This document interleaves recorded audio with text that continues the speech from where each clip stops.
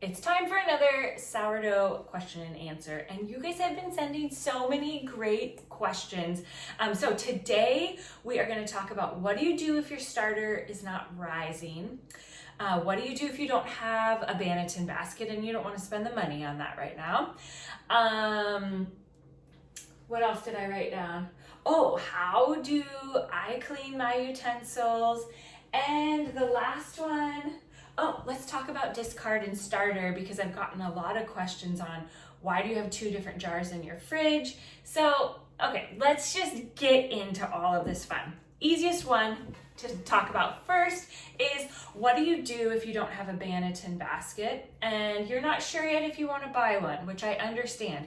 I did not want to go and get all of the gadgets when I first started doing sourdough because I wanted to see, like, do I actually like doing this? So go find a shallow bowl. This is my shallow bowl. It doesn't have to be wood. It can be any material, but you just need a shallow bowl and a cloth napkin. And what I did for the first several years that I was making sourdough is the cloth napkin would go in the bowl and I heavily floured the cloth napkin. Then this was basically the bowl where my dough would rest until I was gonna bake it. But I have an even better tip for you, because I bet you have a loaf pan.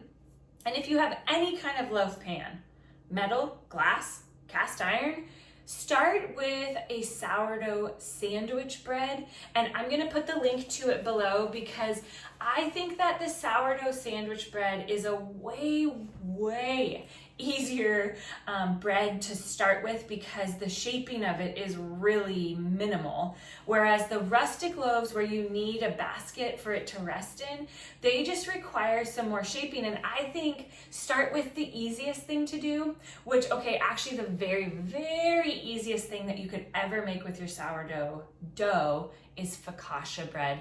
And that recipe is coming. I'm actually gonna record it maybe this weekend. Soon.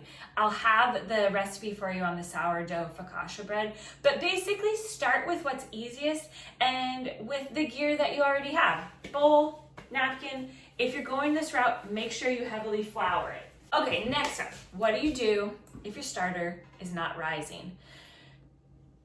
I take a deep breath because there's so many different things that could be going on.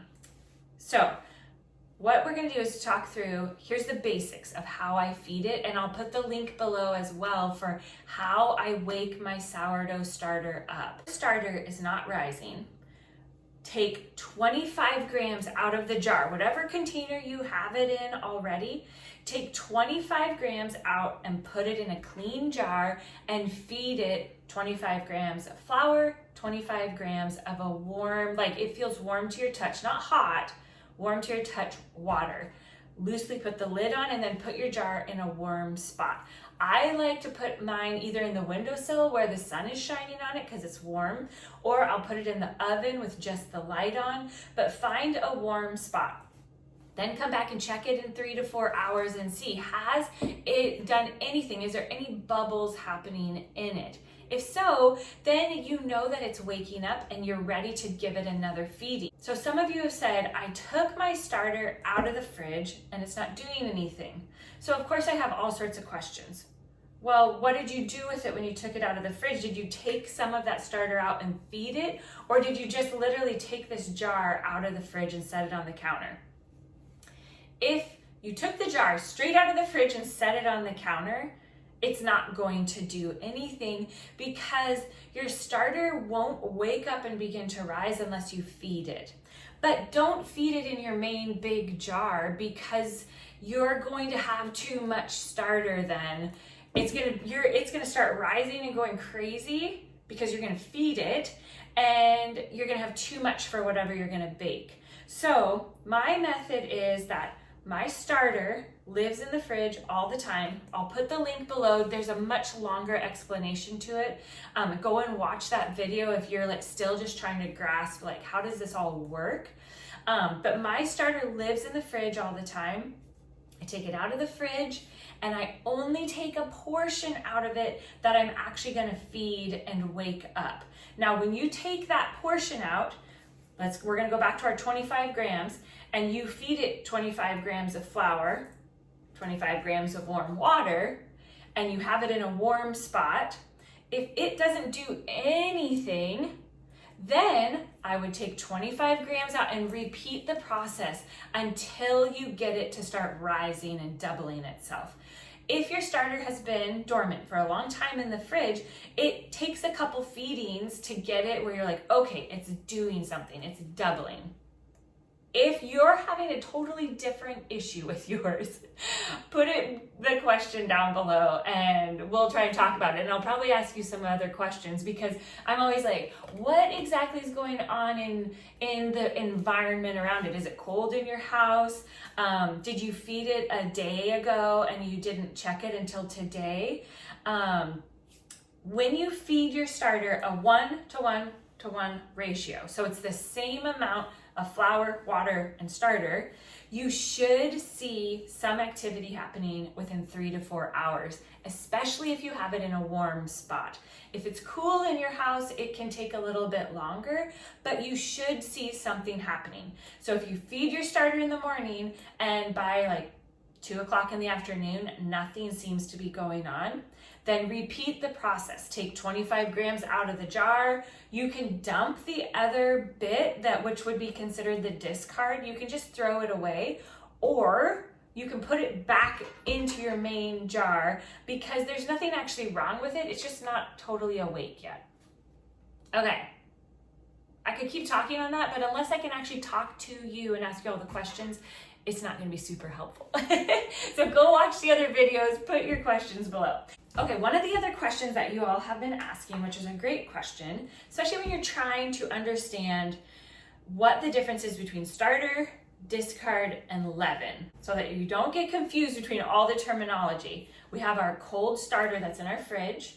I take out a portion of it, I feed it, it becomes leaven. It means it's like risen and it's ready to bake with. So this is the discard. I can't use it. I have too much, basically, I have too much leaven. So now you can take the discard from when you're baking and just scrape it into the jar in your fridge that is your starter, because your discard is just simply activated starter. And it actually really is great for the starter jar that you keep in your fridge for this active leaven, which we have too much of. Now it's discard. It's going to go back into that jar, stir it all up, and it kind of revives what you have in your fridge and gives it a little boost, because this is all active and what is in there is dormant. So does that help you understand the difference between discard and starter? Now, sometimes I do have multiple jars in my fridge, and that is simply because I did this and I had too much leaven and I just put it right back in the fridge and I just didn't take the time to scrape it out. The last question that we'll talk about today, but put more questions down in the comments below. When we do our next sourdough Q&A, we'll go through all of this and we'll just see, okay, what can we answer? Because here's the goal. I want you to have fun baking, and the more that we can take the mystery out of this, and let's not try to make this all like you need to have some science degree in order to understand how to bake. It's true, people have baked sourdough for centuries. They didn't have all the gadgets we have, they didn't have all this stuff, and they were doing just fine. So I know you can too. So the last question that I've been getting though is, how do we wash all of our sourdough equipment and stuff? I know that there is a fear that you are going to clog your pipes if you wash all of this in your sink, which I